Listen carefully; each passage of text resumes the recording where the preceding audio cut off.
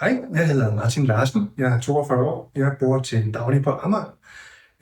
Og befandt mig i en situation, hvor jeg havde overbelastet min skulder, så den havde jeg meget ondt i, og jeg kunne vågne flere gange om natten med smerter.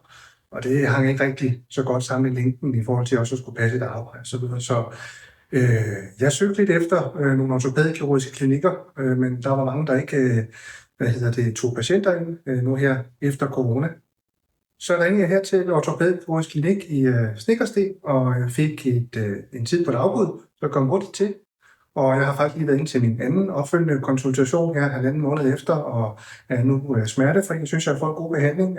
Ole Jacobsen gav mig en blokade i skulderen, men derudover har jeg sammen med Ole og min kiropraktor fået en række forskellige træningsøvelser, elastikøvelser og styrketræningsøvelser, som det er i hvert fald Oles vurdering af sammenholdende med blokaden har gjort det rigtig godt.